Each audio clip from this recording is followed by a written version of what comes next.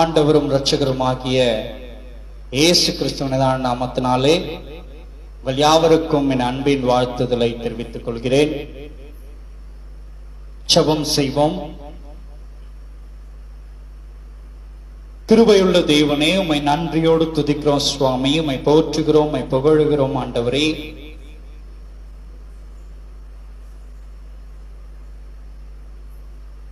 உம்முடைய வார்த்தையை எங்களுக்கு நேராய் எங்களுடைய செவிகள் கேட்கத்தக்கதாய் நீர் ஒலிக்க செய்வீராக சுவாமி. உம்முடைய வார்த்தையை கேட்கும்படியாய் நாங்கள் காத்திருக்கிறோம் ஆண்டவரே. வார்த்தைகள் எங்கள் செவிகளுக்குள்ளாய் சென்று எங்கள் இருதயத்தை மனமாற்றம் அடையத்தக்கதாகவும் எங்கள் இருதயத்தின் நிமித்தமாய்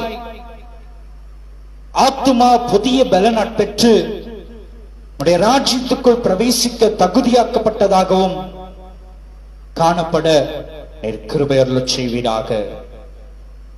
காத்திருக்கிறோம் சுவாமி, நீ பேசுவீராக. இயேசுவின் மூலம் கேட்கிறோம் ஜீவனுள்ள நல்ல பிதாவே, ஆமென்.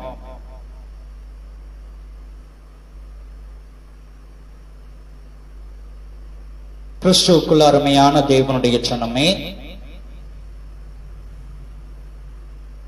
இன்றைக்கு நாம் தியானிக்கும்படியாய் பார்க்க போகிறதான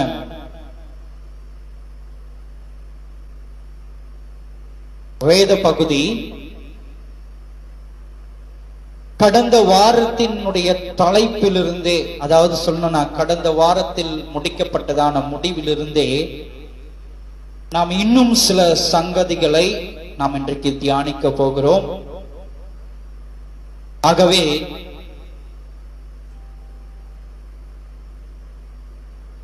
இன்றைய நாளின் தியானத்துக்கென்று தெரிந்து கொள்ளப்பட்டதான தலைப்பு ஆயத்தப்படு 2. போன வாரம் ஆயத்தப்படு என்கிறதை நாம் பார்த்தோம், அது 1. இந்த வாரம் ஆயத்தப்படுவது 2. எடுத்து வாசிப்போம். வெளிப்படுத்தின சுவிசேஷம் 2ஆம் அதிகாரம் 7ஆம் வசனம்.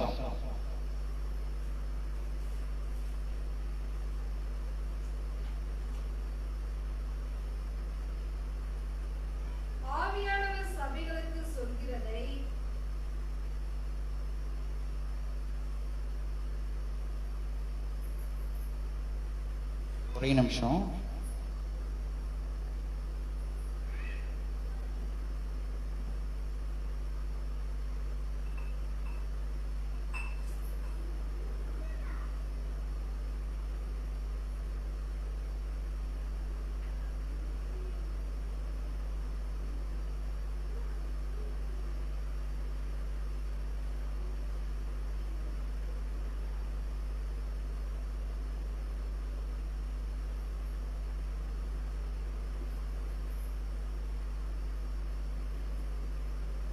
வாசிப்போம்.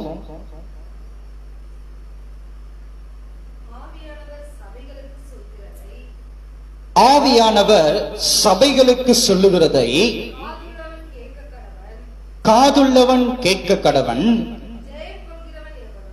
ஜெயம் கொள்ளுகிறவன் எவனோ அவனுக்கு தேவனுடைய பரதீசின் மத்தியில் இருக்கிற ஜீவ விருட்சத்தின் கனியை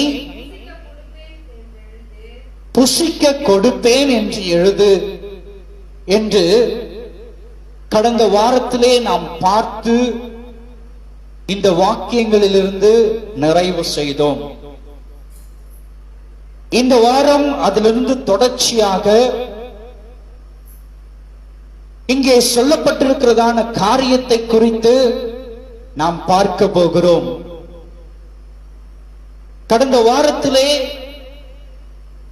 நாம் எதற்கு ஆயத்தப்பட வேண்டும், நாம் ஆயத்தப்படுவதின் நோக்கம் என்ன, ஆயத்தப்படுவதற்காய் தேவன் வைத்திருக்கிறதான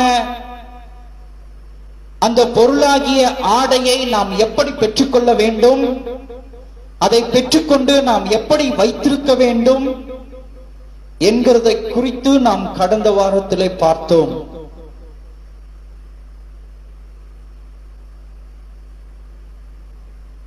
அந்த மெல்லிய ஆடையை பெற்றுக்கொள்வதற்கு நாம் ஆயத்தப்பட வேண்டும். அதே போல இங்கே சொல்லப்பட்டிருக்கிறதான காரியத்துக்காகவும், அதாவது அந்த பழத்துக்காகவும் நாம் ஆயத்தப்பட வேண்டியதாய் இருக்கிறது. பாருங்க, இங்க என்ன சொல்றாரு? ஆவியானவர் சபைகளுக்கு சொல்லுகிறதாவது, சபைகள் என்றால் கட்டிடங்களை குறிப்பிடப்படவில்லை,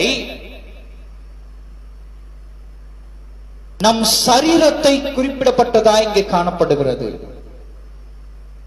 கிறிஸ்துவுக்குள் அருமையான தேவனுடைய சனமே, சபை என்று நம்மை பார்த்து அவர் சொல்லுகிறார்.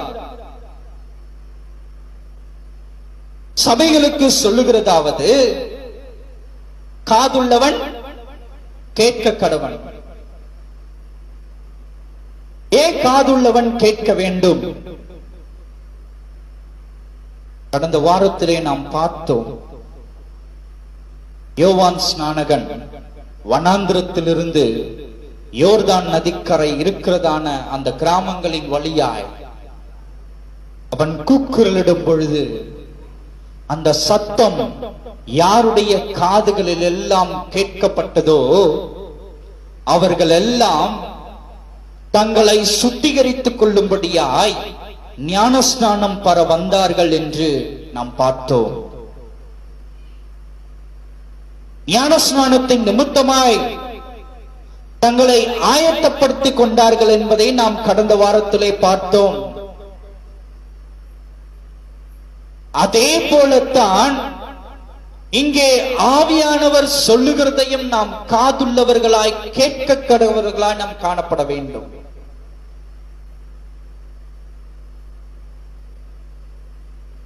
ஏனென்றால் இன்றைக்கு ஆவியானவருடைய சத்தத்தை நாம் கேள முடியாதபடிக்கு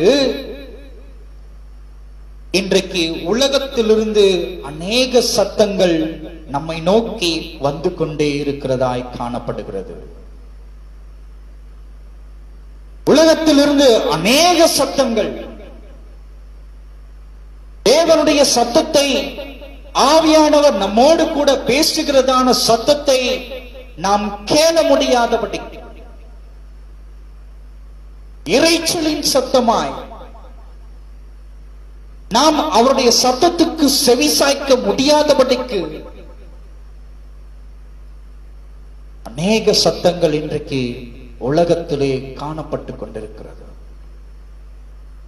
கிறிஸ்துவுக்குள் அருமையான தேவனுடைய சனமே, நீ ஜீவ விருட்சத்தின் கனியை ருசி பார்க்க வேண்டுமானால் உலகத்திலிருந்து காணப்படுகிறதான அந்த சத்தத்தை நாம் கேளாமல் இருக்க வேண்டும். பாருங்க, ஏதேன் தோட்டத்துல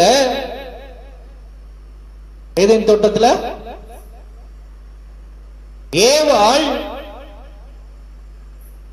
உலகத்திலிருந்து வந்ததான சத்தத்தை கேட்டது நிமித்தமாய், உலகத்தின் சத்தத்துக்கு தன் செவியை சாய்த்ததின் நிமித்தமாய்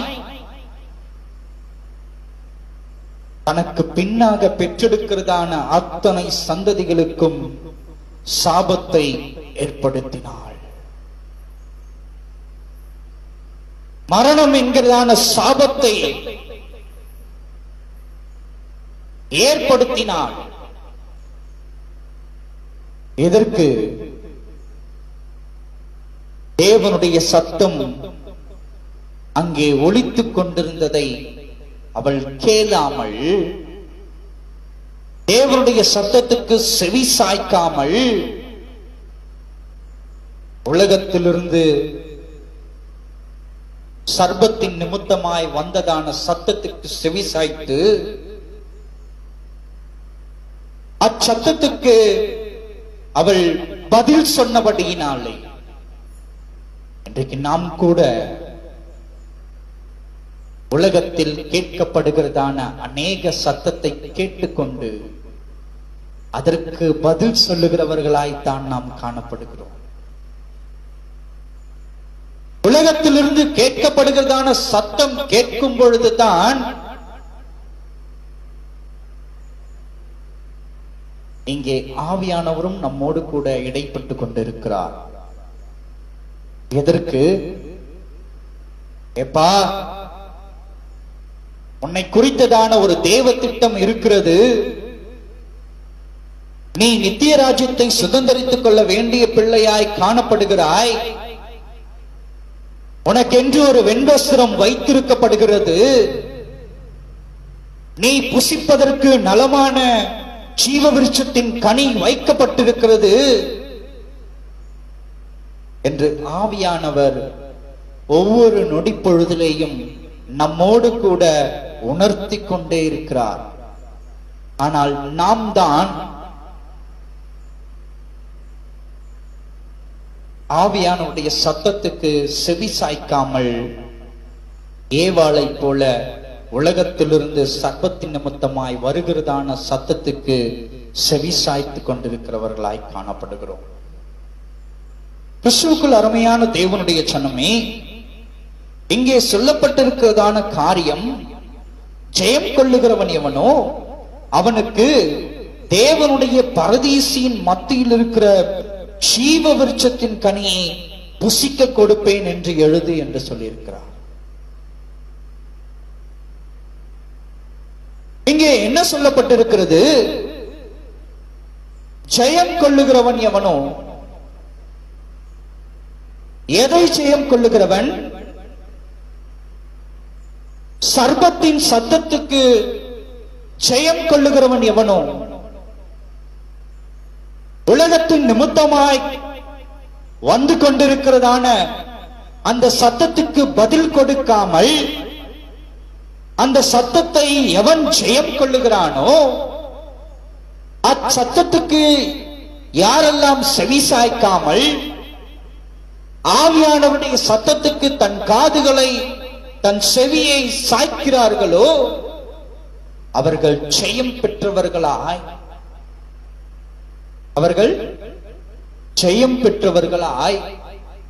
என்ன பண்ணுவாங்க? ஜீவ விருட்சத்தின் கனியை புசிப்பதற்கு, ருசி பார்ப்பதற்கு தகுதியானவர்களாய் காணப்படுவார்கள். ஒரு காரியத்தை நீங்க நன்றாய் அறிந்து கொள்ள வேண்டும். தேவனாகிய கர்த்தர் ஆதாமிடத்தில் சொல்லுகிறார், ஏப்பா,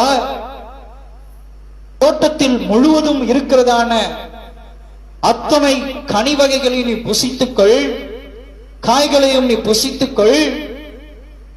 ஆனால் தோட்டத்துக்கு நடுவில் இருக்கிறதான அந்த மரத்தின் பழத்தை, கனியை மாத்திரம் நீ என்ன பண்ண வேண்டாம், புசிக்க வேண்டாம் என்று சொன்னார். கிறிஸ்துவுக்குள் அருமையான தேவனுடைய சனமே, இங்கே நீங்கள் கூர்ந்து பார்த்தீர்கள் என்றால் அங்கே வசனம் சொல்லுகிறது, அங்க என்ன இருந்ததுன்னு சொல்லுது? தோட்டத்தின் நடுவில் ஜீவ விருட்சத்தின் கனியும் அங்குதான் இருந்தது என்று வசனம் சொல்லுகிறது. தோட்டத்தில் என்ன இருந்தது? ஜீவ விருட்சத்தின் கனி அங்குதான் இருந்தது என்று வசனம் சொல்லுகிறது. தேவனாகிய கர்த்தர் என்ன சொன்னாரு?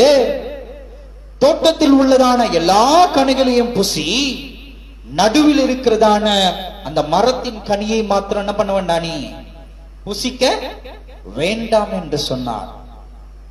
அப்படின்னா ஜீவ விருட்சத்தின் கனியும் நீ என்ன பண்ணலாம், சாப்பிடலாம், உனக்கு அனுமதி அளிக்கப்படுகிறது என்று, சுதந்திரமாய் அனுமதி அளிக்கப்படுகிறது என்று தான் அர்த்தம். ஆனால் மனிதன் ஆதாம் ஜீவ விருட்சத்தின் கனியை பறித்து புசிப்பதற்கு பதிலாக, ஜீவ விருட்சத்தின் கனியை ருசி பார்ப்பதற்கு பதிலாக, தன் ஜீவனை காத்துக் கொள்வதற்கு பதிலாக அவன் எதை தேர்ந்தெடுக்கிறான்? ஏவாளின் நிமித்தமாய் எதை தேர்ந்தெடுக்கிறான்? மரணத்துக்கு ஏதுவான கனியை அவன் ருசி பார்க்கும்படியாய் அவன் அதை சுவைத்து பார்க்கிறான். ஒரு காரியத்தை நீங்க நன்றாய் அறிந்து கொள்ள வேண்டும். தேவன் சொன்னது ஜீவ விருட்சத்தின் கனியை நீ புசித்து நித்திய காலங்கள் ஜீவனோடு இருக்க வேண்டும் என்றுதான் தேவன் அனுமதி கொடுத்தார். ஆனால் மனிதனாகிய ஆதாமும் ஏவாளும் தேர்ந்தெடுத்தது எப்படி? மனிதனாகிய ஆதாமும் ஏவாளும் தேர்ந்தெடுத்தது ஜீவ விருட்சத்தை அல்ல, நித்தியமான வாழ்க்கையை அல்ல, மரணத்தை அவர்கள் ருசி பார்த்தார்கள் என்று வேதம் சொல்லுகிறது.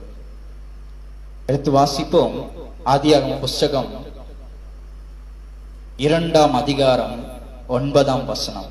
ஆதியாகமம் 2:9.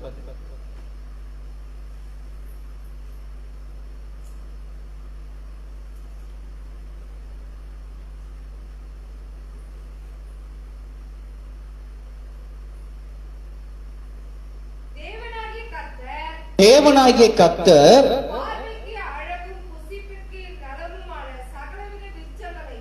பார்வைக்கு நலமும் அழகும் புசிப்புக்கு நலமுமான சகலவித விருட்சங்களையும் தோட்டத்தின் நடுவிலே ஜீவ விருட்சத்தையும் நன்மை தீமை அறியத்தக்க விருட்சத்தையும்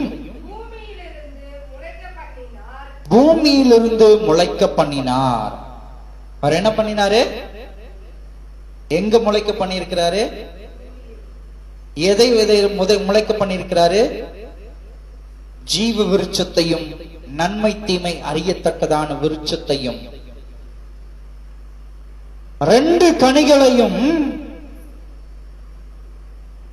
தோட்டத்தின் நடுவிலே அவர் முளைக்க பண்ணியிருக்கிறார்.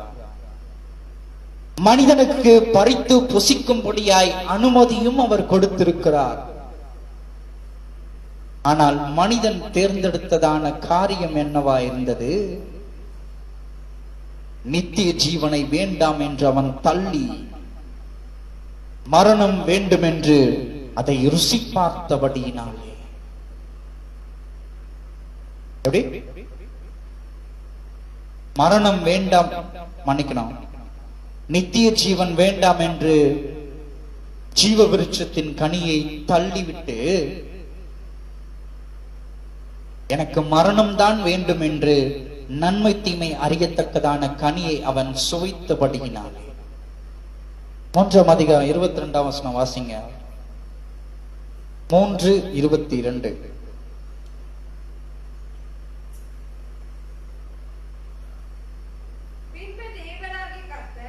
பின்பு தேவனாகிய கர்த்தர் இதோ மனுஷன் நன்மை தீமை அறியத்தக்கவனாய் நம்மில் ஒருவனைப் போலானான். இப்பொழுதும் அவன் தம் கையை நீட்டி ஜீவ விருட்சத்தின் கனியையும் பறித்து புசித்து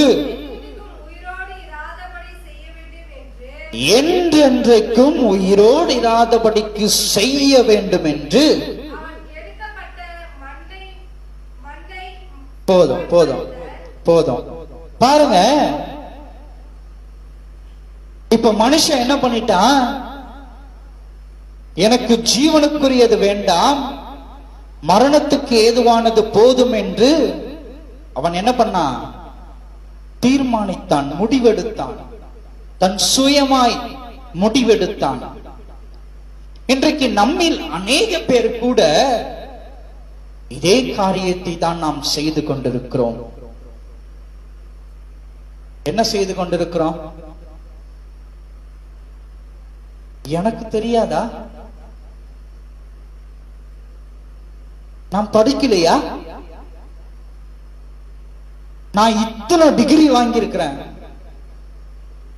என் பேருக்கு பின்னாடி இவ்வளவு டிகிரி இருக்கு, எனக்கு இவ்வளவு ஞானம் இருக்கு, நான் நல்லா படிச்சிருக்கிறேன், என்னால் சுயமாய் முடிவெடுக்க முடியும் என்று என்ன பண்றான் இன்றைக்கு மனிதன்? சுயமாய் முடிவெடுத்து எதை சுதந்திரிக்கிறான்? மரணத்தை சுதந்திரிக்கிற மனிதனா இன்றைக்கு மனிதன் வாழ்ந்து கொண்டிருக்கிறான்.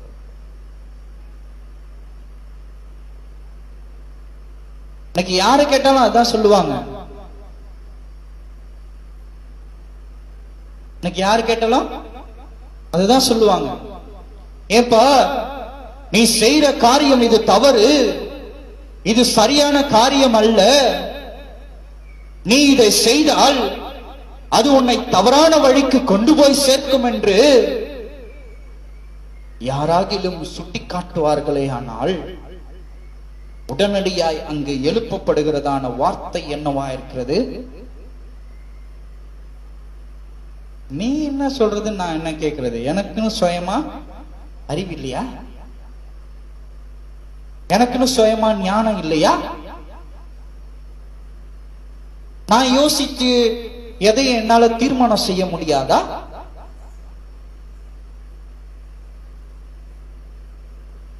தன் சுயத்தின் நிமித்தமாய் எடுக்கப்படுகிறதான ஒவ்வொரு முடிவுகளும் எதை குறித்ததாய் காணப்படும்? மரணத்துக்கு ஏதுவான காரியமாய் தான் காணப்படும். ஒரு காரியத்தை நீங்க நன்றாய் அறிந்து கொள்ள வேண்டும். வசனம் சொல்லுகிறது, அவர் போனதான வழி எப்படிப்பட்ட வழி என்று சொல்லுகிறது? இடுக்கமான வாசல் என்று. அந்த இடுக்கமான வாசல் வழியாய் பிரவேசிக்கிறவன் எதை சுதந்தரிப்பான்? நித்திய ராஜ்யத்தை சுதந்தரிப்பான்.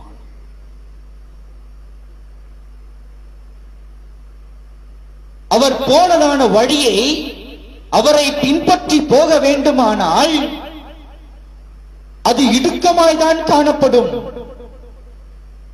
ஏனென்றால் அது இடுக்கமான வாசல். அந்த வாசல் வழியாய் நாம் அந்த வழியாய் பிரவேசிக்கும் பொழுது, அந்த வழியிலே நாம் பயணம் பண்ணும் பொழுது எச்சரிப்போடு பயணம் பண்ணுகிறவர்களாய் காணப்பட வேண்டும்.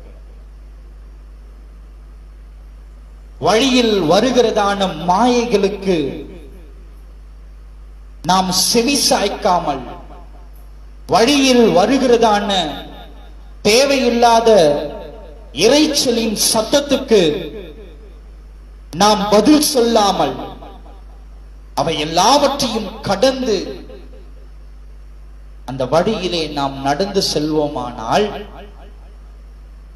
நாம் எதை சுதந்தரித்துக் கொள்ள முடியும்?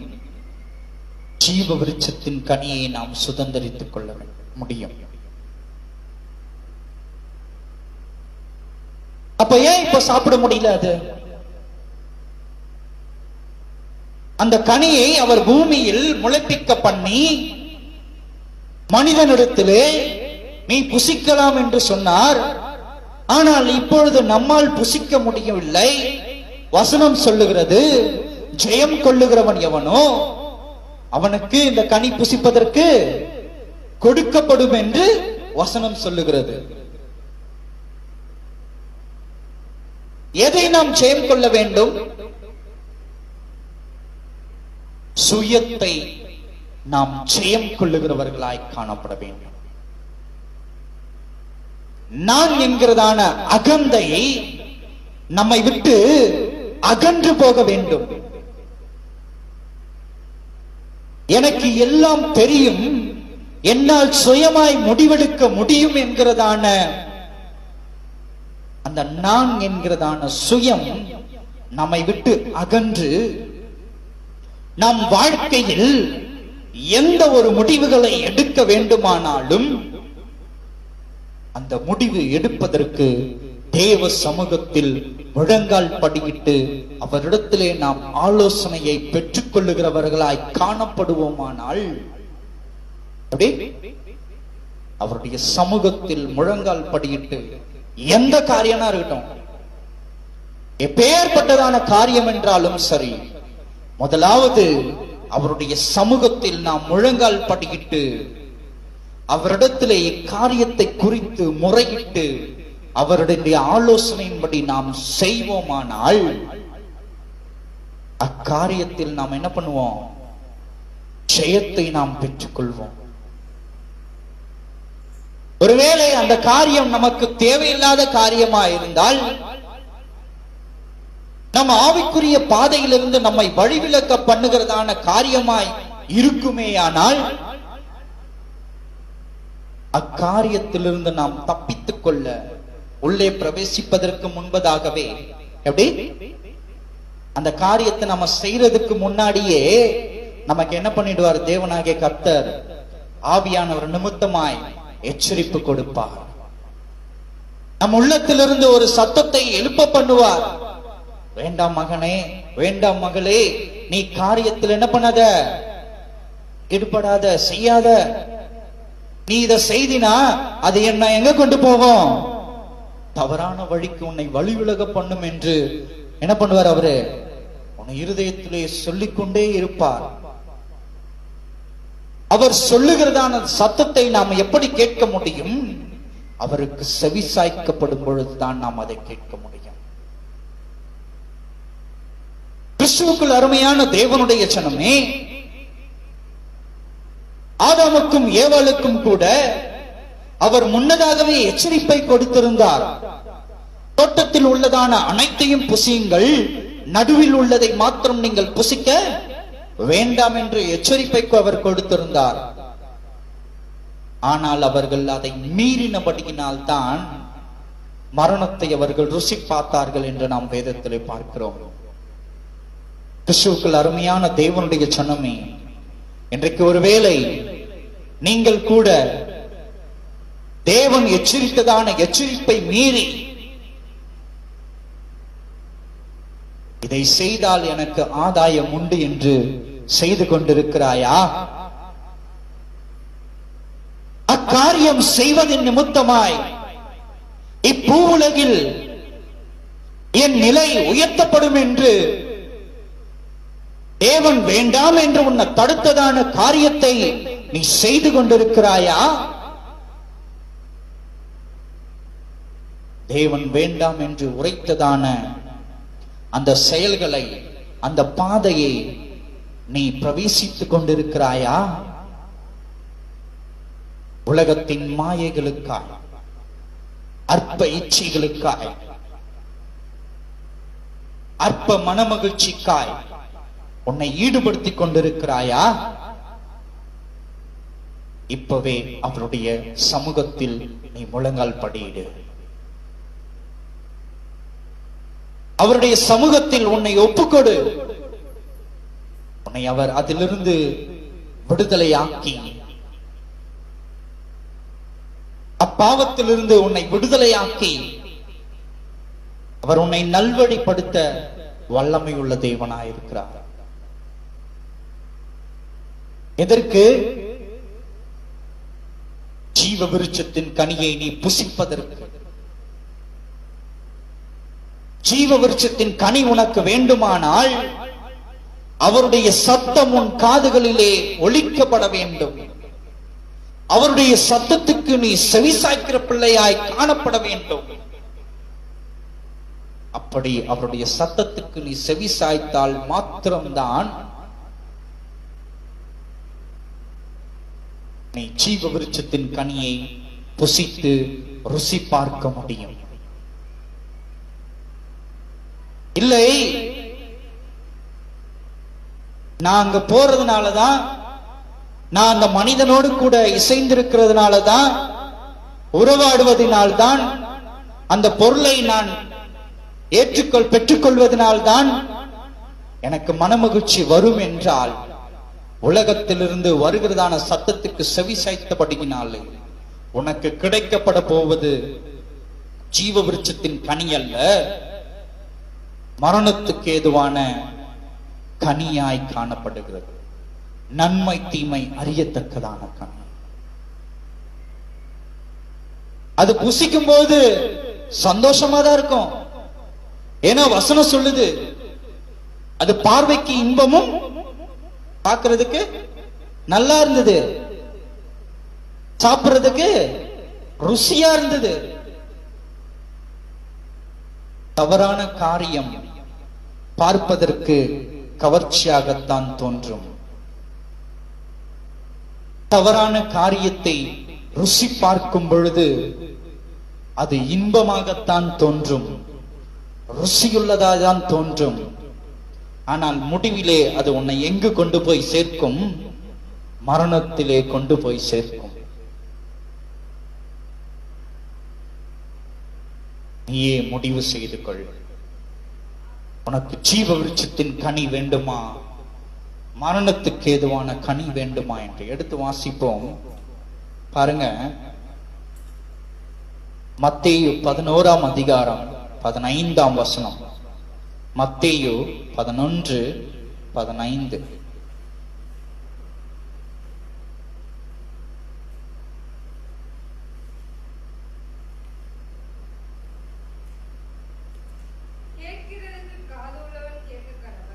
கேட்கிறதற்கு காதுள்ளவன் கேட்க கடவன். எதை கேட்பதற்கு? தேவனுடைய சத்தத்தை கேட்பதற்கு. ஒரு காரியத்தை நீங்க நன்றாய் அறிந்து கொள்ள வேண்டும். தேவனுடைய சத்தத்தை நீ கேட்க வேண்டும் என்பது கட்டாயம் அல்ல. கண்டிப்பா நீ அவருடைய சத்தத்துக்கு செவிசாய்க்க வேண்டும் என்பது கட்டாயம் கிடையாது. அவருடைய சத்தம் காதுல கேட்கணும்ன்றது கட்டாயமே கிடையாது. ஆதாமுக்கும் ஏவாளுக்கும் கூட ஜீவ விருட்சத்தின் கனியை புசிப்பதற்கு கட்டாயம் கிடையாது. புரியுதா உங்களுக்கு? ஆதாமுக்கும் ஏவாளுக்கும் ஜீவ விருட்சத்தின் கனியை நீங்கள் புசித்து ஆக வேண்டும் என்று உத்தரவு போடப்படவில்லை, கட்டாயம் கிடையாது. அதே போலத்தான் இங்கே சொல்லப்பட்டிருக்கிறதான காரியம். கேட்கிறதற்கு காதுள்ளவன் கேட்க கடவன். தேவனுடைய சத்தத்தை நீ கேட்பதற்கு உனக்கு கட்டாயம் கிடையாது. நீ எதை விரும்புகிறாய் என்பது குறித்துதான். எப்படி ஆதாமும் ஏவாளும் ஜீவ விருட்சத்தின் கனியை புசிப்பதற்கு பதிலாக நன்மை தீமை அறியத்தக்கதான கனி, பார்ப்பதற்கு கவர்ச்சியாகவும் புசிப்பதற்கு நலமானதாகவும் இருக்கும் என்று அவர்கள் அதில் ஈர்க்கப்பட்டவர்களாய் அவர்கள் அதை பறித்து புசித்தார்களோ, அதே போல தேவனுடைய சத்தத்தை கேட்க வேண்டும் என்பது கட்டாயம் அல்ல.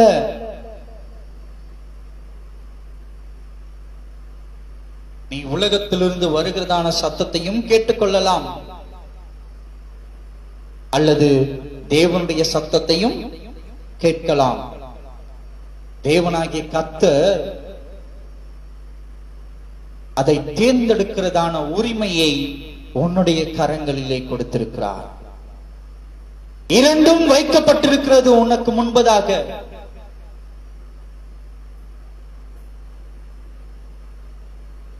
ரெண்டுமே உனக்கு முன்னாடி வைக்கப்பட்டிருக்கிறது.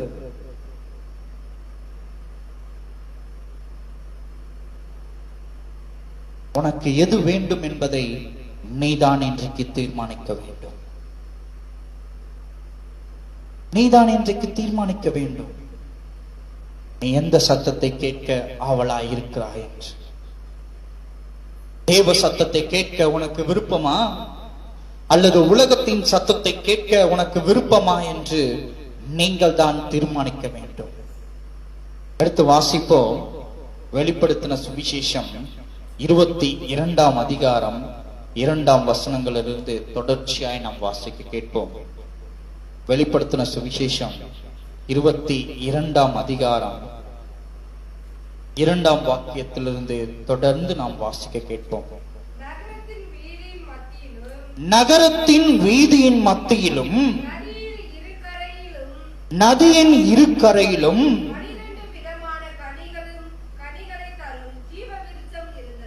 12 விதமான கனி தரும் ஜீவ விருட்சம் இருந்தது. அது மாதந்தோறும் தன் கனியை கொடுக்கும். அந்த விருட்சத்தின் இலைகள் ஜனங்கள் ஆரோக்கியம் அடைவதற்கு ஏதுவானவைகள். கிறிஸ்துவுக்குள் அருமையான தேவனுடைய ஜனமே, அந்த விருட்சம் எப்பேற்பட்ட இடத்தில் வளர்கிறது, அந்த கனி எப்பேற்பட்ட இடத்துல வளருது? இங்கே வசனம் சொல்லுது, நகரத்து வீதியின் மத்தியிலும். எந்த நகரத்தின் வீதியில்?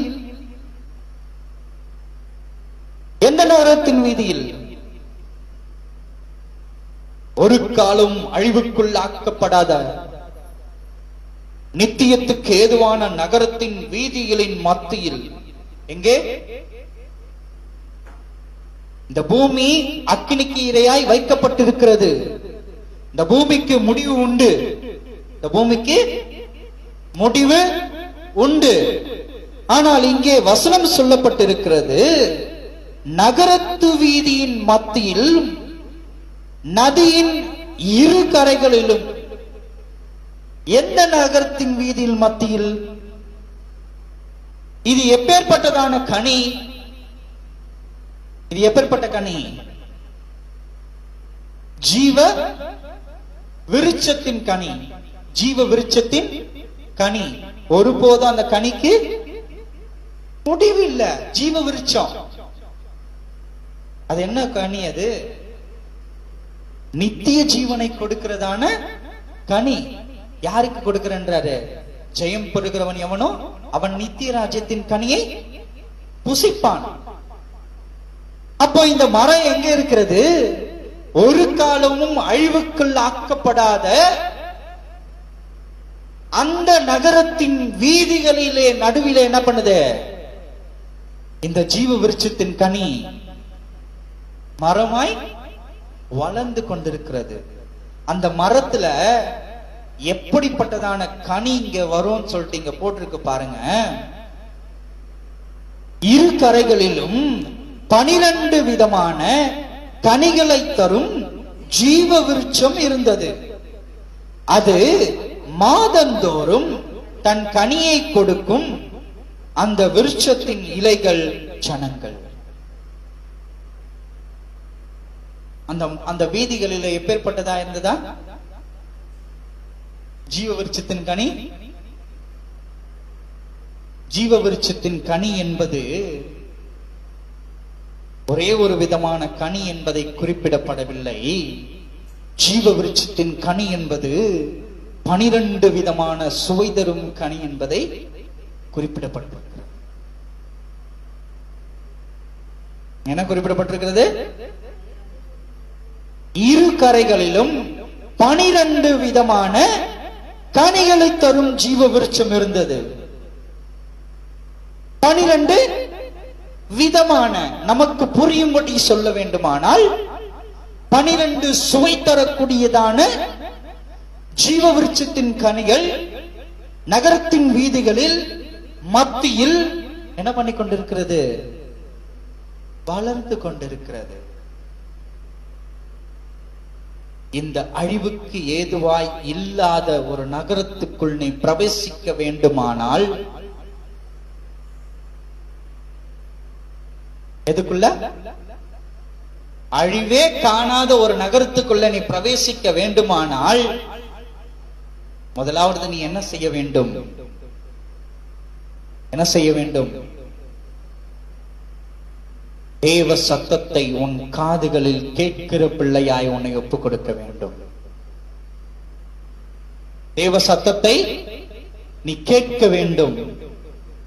தேவ சத்தத்தை கேட்பது நிமித்தமாய் கடந்த வாரத்தில் நான் சொல்லப்பட்டது போல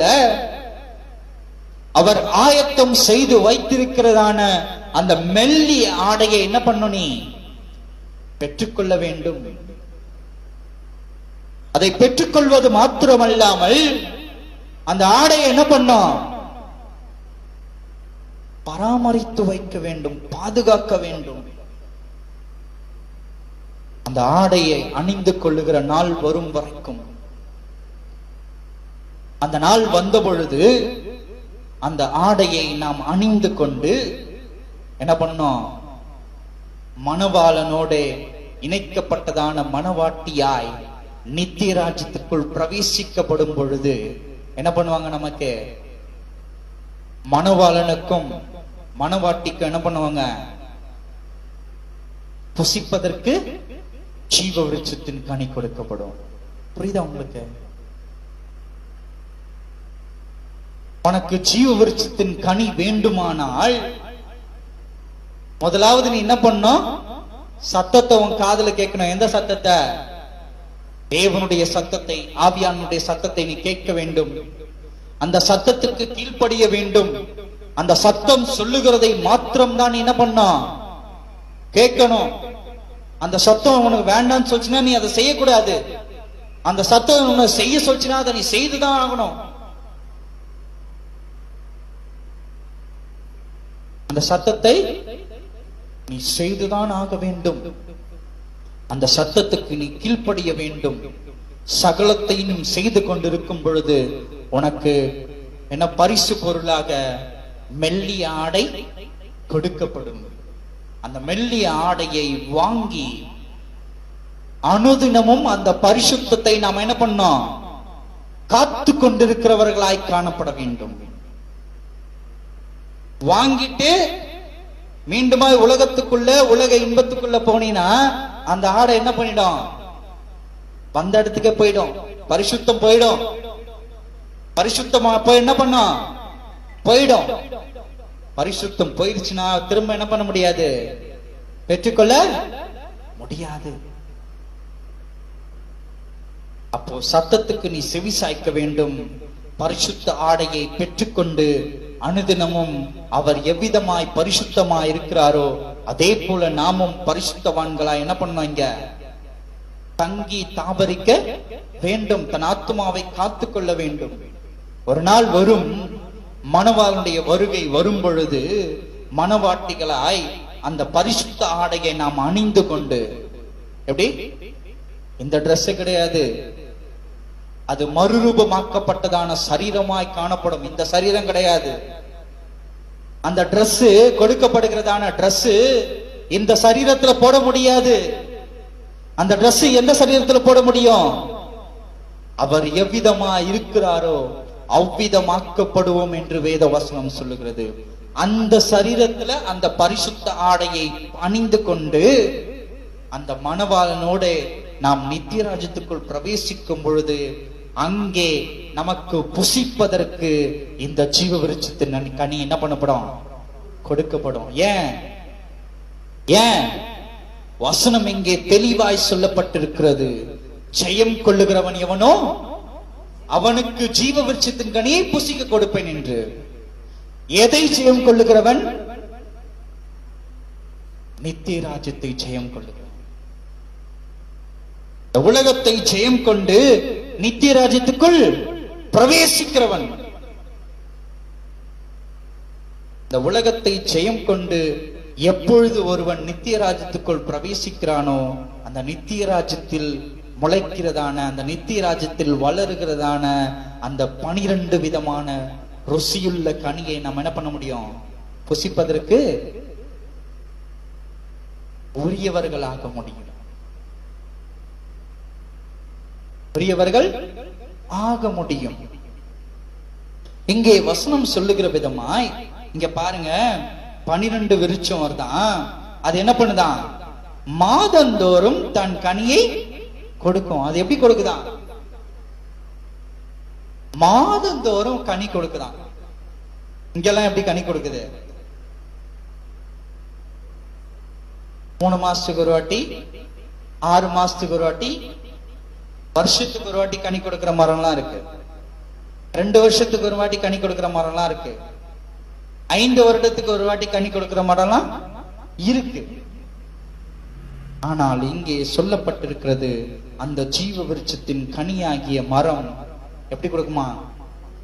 மாசம் மாசம் ஒரு கனி, மாசம் மாசம் சாப்பிடுறதுக்கு ஜீவ விருட்சத்தின் கனி. அப்படின்னா என்ன அர்த்தம்? அதை சாப்பிட சாப்பிட நம்ம நித்தியமா வாழ்ந்து கொண்டே இருப்போம். அதை சாப்பிட சாப்பிட நமக்கு என்ன ஆகும்? உங்களுக்கு புரியும்படி சொல்லணும்னா, சார்ஜ் அதை சாப்பிடும் போதெல்லாம் நமக்கு என்ன ஆகும்?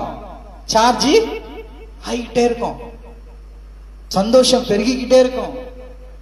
நம்ம வாழ்வதற்கு, எங்கு வாழ்வதற்கு? நித்திய ராஜ்யத்தில் வாழ்வதற்கு.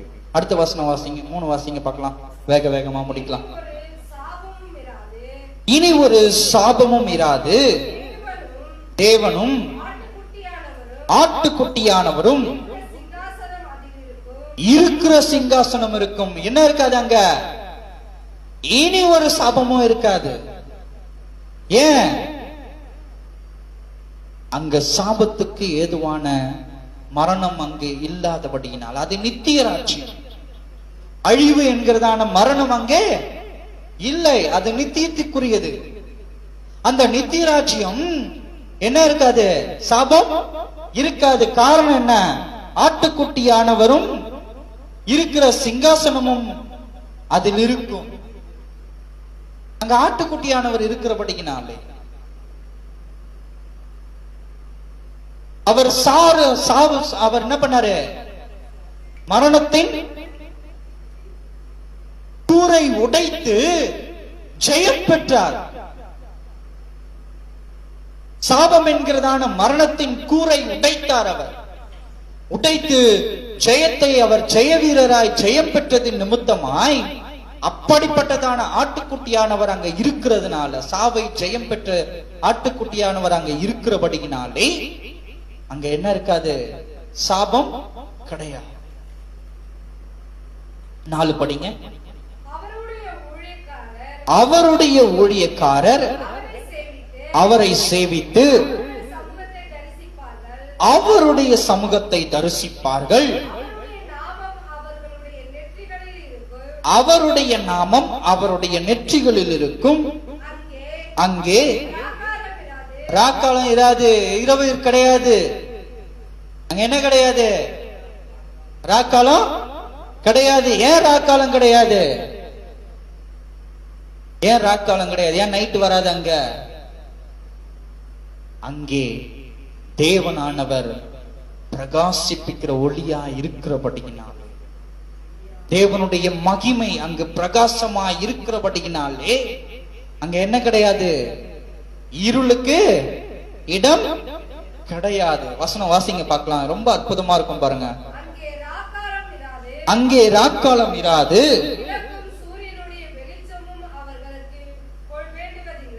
விளக்கும் சூரியனுடைய வெளிச்சமும் அவர்களுக்கு வேண்டுவதில்லை. தேவனாகிய கர்த்தரே அவர்கள் மேல் பிரகாசிப்பார். அவர்கள் சதா காலங்களிலும் அரசாழ்வார்கள். பின்பு அவர் என்னை நோக்கி, இந்த வசனங்கள் உண்மையும் சத்தியமுமானவைகள், சீக்கிரமாய் சம்பவிக்க வேண்டியவைகளை தம்முடைய ஊழியக்காரர்களுக்கு காண்பிக்கும் பொருட்டு பரிசுத்த தீர்க்கதரிசிகளின் கர்த்தராகிய தேவனானவர் தம்முடைய தூதனை அனுப்பினார். இதோ சீக்கிரமாய் வருகிறேன். இந்த புஸ்தகத்தில் உள்ள தீர்க்க தரிசன வசனங்களை கை கொள்ளுகிறவன் பாக்கியவான் என்றார். கிறிஸ்துவுக்குள் அருமையான தேவனுடைய ஜனமே, இங்கே சொல்லப்பட்டிருக்கிறதான சம்பவம், அவர் என்ன பண்றாரு? இங்க சொல்லப்பட்டிருக்கிறதான சம்பவம் என்ன? அவர் வருகையினுடைய எச்சரிப்பை என்ன பண்றாருங்க? அவருடைய ஊழியக்காரர் நிமித்தமாய், தீர்க்கதரிசியின் நிமித்தமாய் காண்பிக்கும் பொருட்டாக. அந்த வசனம் பாருங்க, எவ்வளவு அற்புத விதமா சொல்லியிருக்கிறாரு. என்ன பண்றாரு? சீக்கிரமாய் சம்பவிக்க வேண்டியவைகளை தம்முடைய ஊழியக்காரருக்கு காண்பிக்கும் பொருட்டு. சீக்கிரமாய் சம்பவிக்க வேண்டியவைகளை தம்முடைய ஊழியக்காரர்களுக்கு காண்பிக்கும் பொருட்டு. தம்முடைய ஊழியக்காரர்கள் யார்? நான் இயேசு கிறிஸ்துடைய ஊழியக்காரன் சொல்லிக்கிறவங்க எல்லாம் ஊழியக்காரன் கிடையாது. நான் இயேசு கிறிஸ்துவை பார்த்தேன்னு சொல்றவங்க எல்லாம் தீர்க்கதரிசிகள் கிடையாது. யார் ஊழியக்காரர்கள், யார் தீர்க்கதரிசிகள்? இங்கே சொல்லப்பட்டிருக்கிற விதமாய் வசனத்தை காதுள்ளவன் கேட்க கடவன். யார் அவருடைய சத்தத்தை கேட்டு அச்சத்தத்தை இப்பூ உலகில் ஒழிக்க பண்ணுகிறானோ, யோவான் ஸ்நானகனை போல. புரியுதா உங்களுக்கு?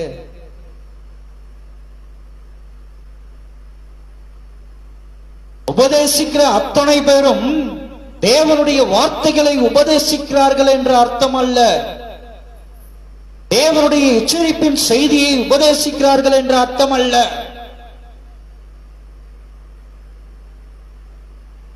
ஆகவே தான் நான் குறிப்பிடுகிறேன், ஊழியம் செய்கிறதான அத்தனை பேர்களும் தேவனுடைய ஊழியக்காரர்கள் என்பது அல்ல.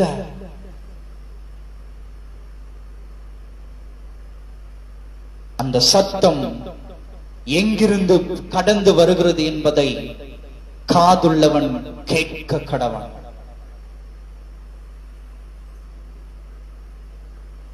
அந்த ஊழியக்காரன் என்கிறதான பெயர் கொண்டதான மனிதனிடத்திலிருந்து கடந்து வருகிற சத்தம் உலகத்திலிருந்து சர்பத்தின் நிமித்தமாய் கடந்து வருகிற சத்தமா, அல்லது ஆவியானவருடைய வழிநடத்துதல் நிமித்தமாய் நியமிக்கப்பட்டதான ஊழியக்காரனிடத்திலிருந்து கடந்து வருகிற சத்தமா என்பதை நிதானித்து அறிகிற பிள்ளையாய் நீ காணப்பட வேண்டும். அல்லேலூயா, அல்லேலூயா. இப்ப புரியுதா? எந்த சத்தத்தை காதுள்ளவன் ஜெயம் பெறுவான் என்று? கேட்கிற அத்தனை சத்தமும் அவர் நியமிக்கப்பட்டதான ஊழியக்காரனுடைய சத்தம் அல்ல.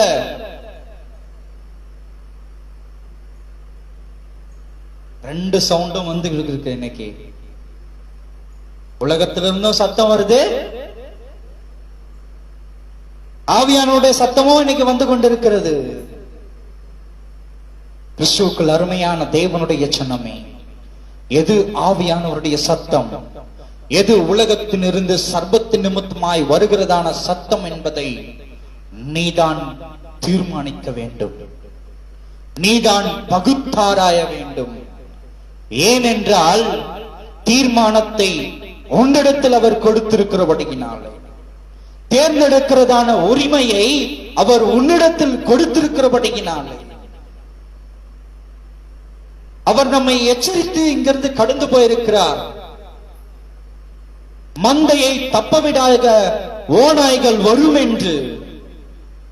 ஜாக்கிரதை உள்ள பிள்ளையாய், எது ஆவியானுடைய சத்தம், எது சர்ப்பத்தின் சத்தம் என்று பகுத்தாராய தெரிய வேண்டும். உனக்கு சொல்றதெல்லாம் தீர்க்க தரிசனம் கிடையாது.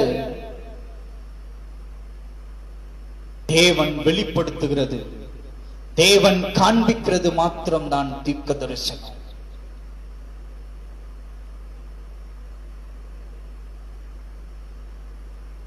தரிசனம் எங்கிருந்து கிடைக்கப்படுகிறது என்பதை நாம் பகுத்தாராய்கிறவர்களாய் காணப்பட வேண்டும்.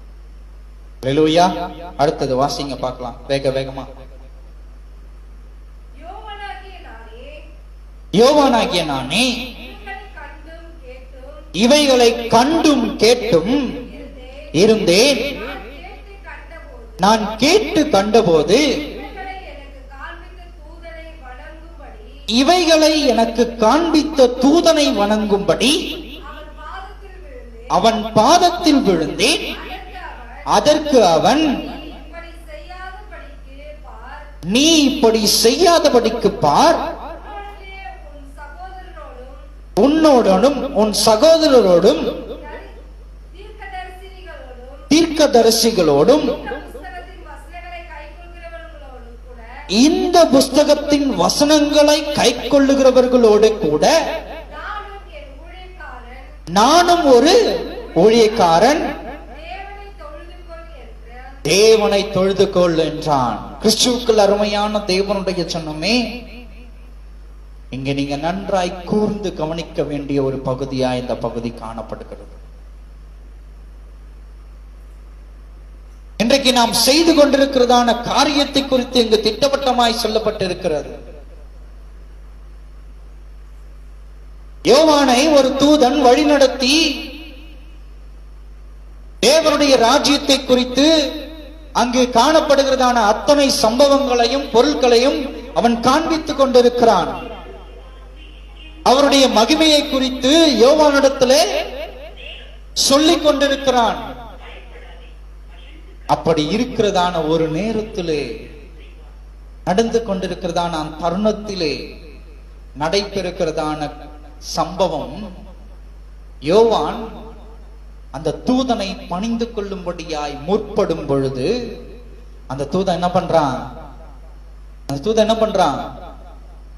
யோவானே, நீ செய்கிற காரியம் என்ன பண்ற? ஏன் என்ன பணிந்து கொள்ற? நீ என்ன பண்ணக்கூடாது? என்ன பணிந்து கொள்ள கூடாது. காரணம் என்ன?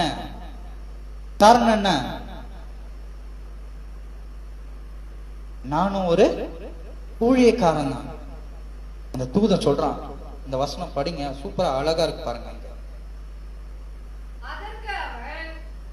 அதற்கு அவன், நீ இப்படி செய்யாதபடிக்கு பார், உன்னோடும் உன் சகோதரனோடும் தீர்க்கதரிசிகளோடும்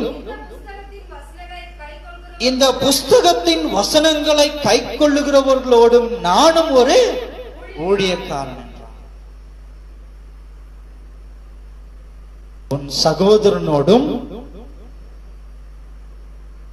உன் தீர்க்கதரிசிகளோடும். எந்த தீர்க்கதரிசி?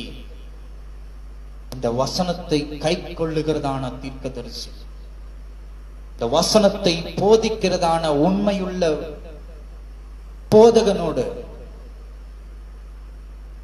அவர்களோட நானும் எப்படிப்பட்டதான்? ஒரு வேலைக்காரன் தான், பணிவிடைக்காரன் தான், ஊழியக்காரன் தான். அதனால நீ என்ன பண்ணக்கூடாது? என்னை தொழுது கொள்ள கூடாது.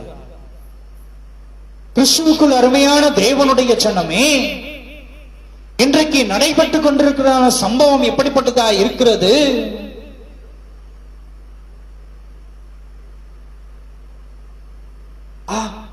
அந்த ஊழியக்காரர் எவ்வளவு பெரியவர் தெரியுமா? அவரு கை வச்சு ஜெபம் பண்ணாருன்னா எப்படிப்பட்டதோ என்ன ஆயிடும்? குணமாயிடும். ஜாக்கிரதை. அவர்கள் உங்களை மேன்மைப்படுத்தும் பொழுது உங்களை நீங்கள் தாழ்மைப்படுத்த தவறக்கூடாது. உங்களை அவர்கள் தன் ஸ்தானத்திலிருந்து உயர்த்தும் பொழுது உடனடியாக நாம் செய்ய வேண்டியதான காரியம் என்னவா இருக்கிறது? நான் என் ஸ்தானத்திலிருந்து உயர்த்தப்படத்தக்கவன் அல்ல, என் ஸ்தானத்துக்குத்தான் நான் தகுதியானவன் என்று நாம் என்ன செய்யணும்? அவர்களிடத்திலே முறையிடுகிறவர்களாய் காணப்பட வேண்டும். கிறிஸ்துவுக்குள் அருமையான தேவனுடைய ஜனமே, எச்சரிக்கையாயிருக்கும். எந்த ஒரு தூதர்களையும் எந்த ஒரு ஊழியக்காரர்களையும் தேவனுக்கு ஒப்பானவர்கள் என்று நாம் என்ன பண்ணக்கூடாது? தூக்க கூடாது.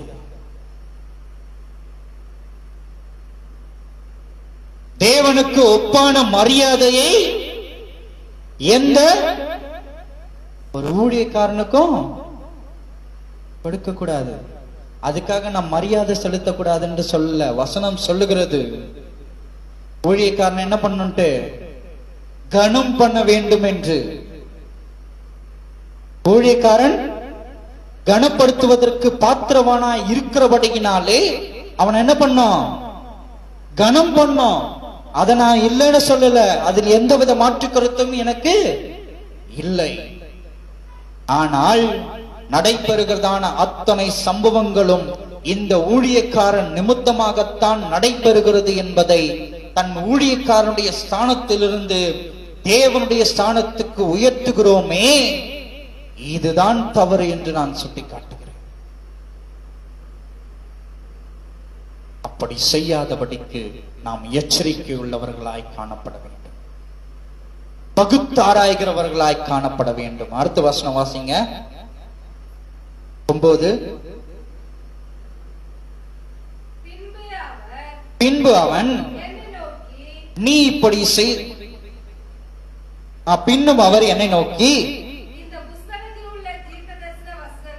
இந்த புஸ்தகத்தில் உள்ள தீர்க்க தரிசன வசனங்களை முத்திரை போட வேண்டாம், காலம் சமீபமாயிருக்கிறது, அநியாயம் செய்கிறவன் இன்னும் அநியாயம் செய்யட்டும், அசுத்தமாயிருக்கிறவன் இன்னும் அசுத்தமாயிருக்கட்டும், நீதியுள்ளவன் இன்னும் நீதி செய்யட்டும், பரிசுத்தமுள்ளவன் இன்னும் பரிசுத்தமாகட்டும். இதோ சீக்கிரமாய் வருகிறேன், அவனவனுடைய கிரியைகளின்படி அவனவனுக்கு நான் அளிக்கும் பலன் என்னோடு கூட வருகிறது. நான் அல்பாவும் ஒமேகாவும், ஆதியும் அந்தமும், முந்தினவரும் பிந்தினவருமாயிருக்கிறேன் என்று அவர் சொல்லியிருக்கிறார். கிறிஸ்துவுக்குள் அருமையான தேவனுடைய சின்னம் எங்கே சொல்லப்பட்ட விதமாக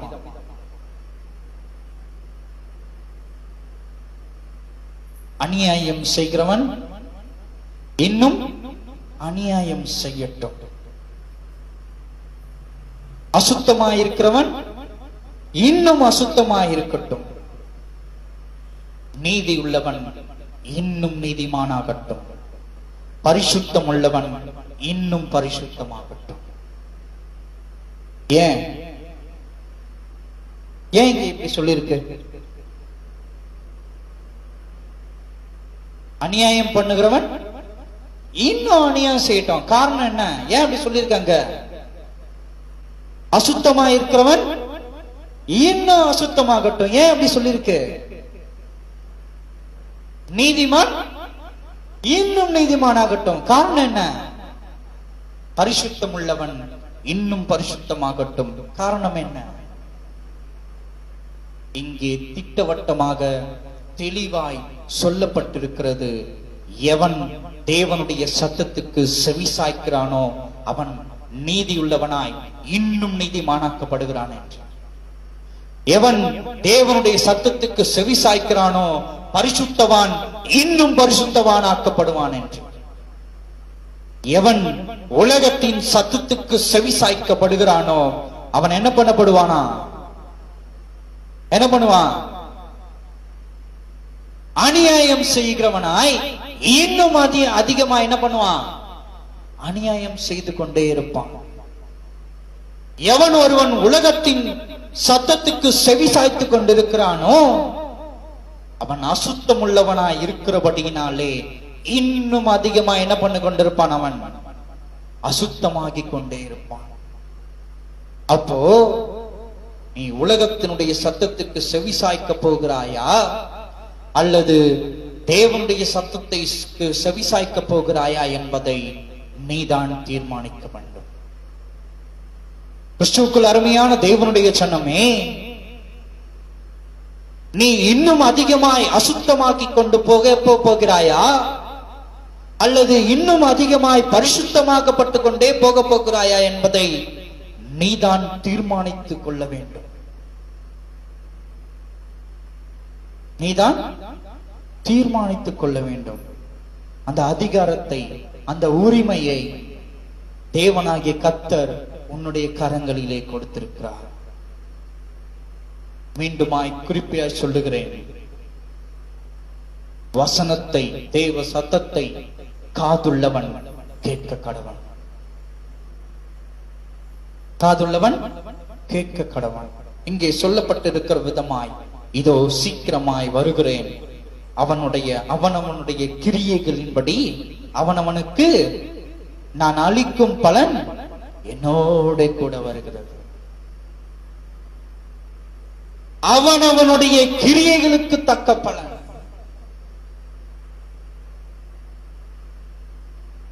உலகத்தின் சத்தத்துக்கு நீ செவிசாய்த்திருப்பாயானால், அநியாயம் செய்து கொண்டிருந்தவனாய், அசுத்தமாக்கப்பட்டிருந்தவனாய் நீ வாழ்ந்து இந்த பூமியை சுதந்திரித்துக் கொண்டிருப்பாயானால், அந்த அநியாயத்துக்கு தக்க பலன் தேவனாகிய கர்த்தரோடு கூட, இயேசுவோடு கூட வந்து கொண்டிருக்கிறது. இன்னைக்கு நிறைய பேர் சொல்லுவாங்க, ஐயோ நான் இவ்வளவு பாடு அனுபவிக்கிறேனே, இந்த கடவுளுக்கு கண்ணே இல்லையா, கெட்டவெல்லாம் சந்தோஷமா நல்லாகிறானே, நல்லதே நினைக்கிறேன் நானு, எனக்கு தான் எல்லா கஷ்டமும் வருதுன்னு சொல்லிட்டு இன்னைக்கு அநேகர் சொல்லிக் கொண்டிருக்கிறோம். ஏன் அவரு என்ன பண்றது இல்ல? ஏன் அவரு செவிசாய்க்கல? வசனம் இங்கே தெளிவாய் சொல்லப்பட்டிருக்கிறது, இதோ சீக்கிரமாய் வருகிறேன். அவர் வரப்போறாரு. யோவான் ஸ்நானகர் சொன்னா, வனாந்திரத்திலிருந்து காலம் சமீபமாயிருக்கிறது என்று. இப்ப நம்ம எல்லாம் சொல்லிட்டு இருக்கிறோம், காலம் முடிய போதுன்ட்டு, நொடி பொழுதில் இருக்கிறோம் என்று. தோ வந்துட்டாரு, தோ வந்துட்டார். அவருடைய சத்தத்துக்கு நாம் செவி சாய்க்க வேண்டும். எடுத்துட்டு வந்துட்டே இருக்கிறாரு.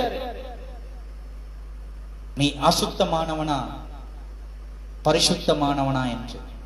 அசுத்தமானவன் என்றால் அசுத்தமானவனுக்கென்று அவர் வைத்திருக்கிறதான அந்த கிரியின் பலன் அவனுக்கு கொடுக்கப்படும். நீ பரிசுத்தமானவனா இருந்தால் உன்னுடைய பரிசுத்தத்துக்கு ஏதுவான பலன் உனக்கு கொடுக்கப்படும். உனக்கு பரிசுத்தத்தின் பலன் தேவையா, அசுத்தத்தின் பலன் தேவையா என்பதை நீதான் தீர்மானிக்க வேண்டும். கடைசியாய் ஒரு வசனத்தை நாம் வாசிப்போம். 1 யோவான் புஸ்தகம் 3ஆம் அதிகாரம் 24ஆம் வசனம். 1 யோவான் 3:24.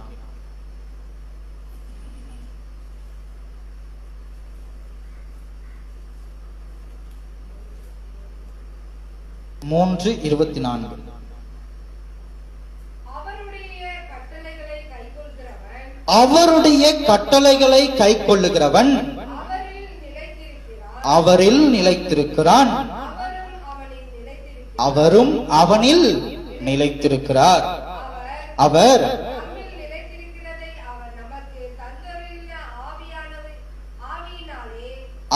நம்மில் நிலைத்திருக்கிறதை அவர் நமக்கு தந்துள்ள ஆவியினாலே அறிந்திருக்கிறோம்.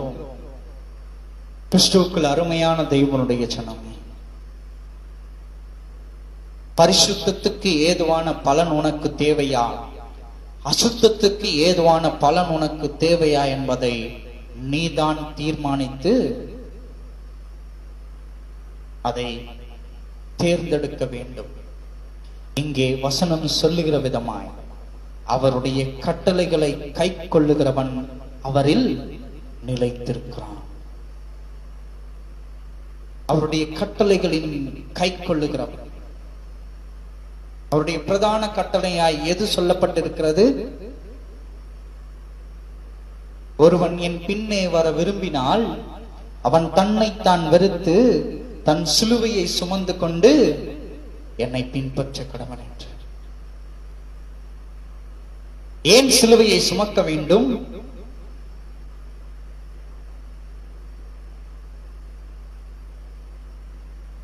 தன் ராஜரிகத்தை அவர் வெறுத்து ஏழ்மையின் கோலமாய் இந்த பூமிக்கு அவர் வந்தார். அவர் எவ்விதமாய் வாழ்ந்து காட்டி சென்றிருக்கிறாரோ அதைத்தான் நாம் பின்பற்ற வேண்டும். ஒரு ராஜ சிம்மாசனத்தையே, ஒரு அரச பதவியையே அவர் வேண்டாம் என்று உதறி ஏழையாய் இந்த பூ உலகில் பிறந்தாரே, இதை பார்க்க நாம் மறந்தவர்களாய் இன்றைக்கு நாம் வாழ்ந்து கொண்டிருக்கிறோமே. இது எத்தனை ஒரு வேதனை அளிக்கக்கூடிய காரியம். வசனம் சொல்லுகிறது, சகலமும் அவராலே அவருக்காகவே உண்டாக்கப்பட்டது என்று. எல்லாம் அவராலே அவருக்குண்டே உண்டாக்கப்பட்டது. அப்படிப்பட்டதான எல்லாவற்றையும் விட்டுட்டு இந்த பூமியில எப்படி பறந்திருக்கிறாரு? அவரை கழுத்துவதற்கு, அதாவது அந்த பிறந்த குழந்தையை வைப்பதற்கு இடம் இல்லாமல் தந்தை துணிகளிலே சுற்றி,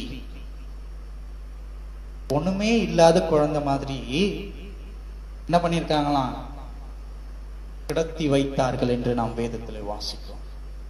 வசனம் சொல்லுகிறது, அவராலே அவருக்காகவே உண்டாக்கப்பட்டது என்று. அவராலே அவருக்காகவே உண்டாக்கப்பட்ட அவருடைய பூமியிலேயே அவர் எப்படி பிறந்திருக்கிறார்? ஏழ்மை கோலமாய் பிறந்தார். அவருடைய கற்பனைகளை கை கொண்டால் அவர் நம்மில் நிலைத்திருக்கிறான். அவரும் அவனில் நிலைத்திருக்கிறான். அவர் நம்மில் நிலைத்திருக்கிறதை அவர் நமக்கு தந்தள்ளின ஆவியினாலே நாம் அறிந்து கொள்வோம். அவர் நமக்கு தந்திருக்கிற ஆவியினாலே எப்படி? பரிசுத்த ஆவியானுடைய வழி நடத்துதல் நாம் அறிந்து கொள்வோம். எப்படி அறிந்து கொள்ள முடியும்? பரிசுத்த ஆவியானுடைய சத்தத்துக்கு கீழ்ப்படிந்த பிள்ளையாய் நீ காணப்படுவாயானால் அவரில் நீ நிலைத்திருக்கிறாய் என்பது நிச்சயம். ஒருவேளை பரிசுத்த ஆவியானுடைய சத்தம் உன் காதுகளில் கேட்கப்படவில்லை என்றால் நீ அவரில் நிலைத்திருக்கவில்லை. புரியுதா உங்களுக்கு?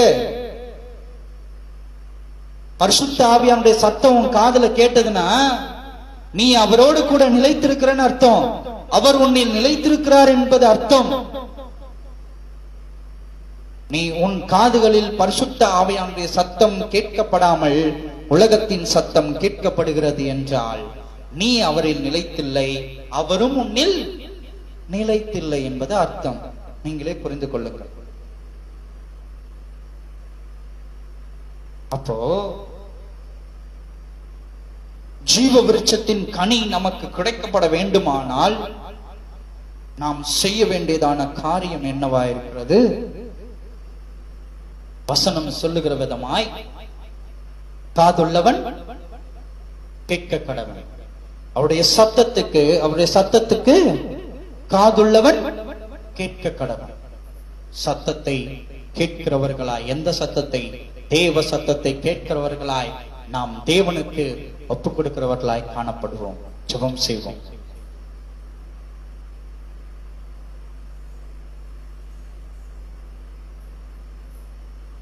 ஜீவனுள்ள தேவனே, உம்மை நன்றியோடு துதிக்கிறோம், உம்மை போற்றுகிறோம் சுவாமி.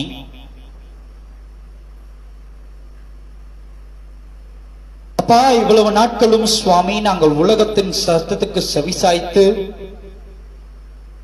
நீர் பேசியதான உம்முடைய சத்தத்துக்கு, நீ வழிநடத்தியதான உம்முடைய சத்தத்துக்கு நாங்கள் செவிச்சாய்க்காதவர்களாய், கீழ்ப்படியாதவர்களாய், தன் சுய இச்சைகளுக்காய் தன் சுய விருப்பங்களுக்காய் நாங்கள் ஓடி அலைந்து திரிந்து கொண்டிருந்தோம் சுவாமி. இப்பொழுது ஒப்பு கொடுக்கிறோம் ஐயா. உடைய சத்தத்துக்கு நாங்கள் செவி சாய்க்க ஒப்பு கொடுக்கிறோம் ஆண்டவரே. எங்களை தகுதிப்படுத்துவீராக.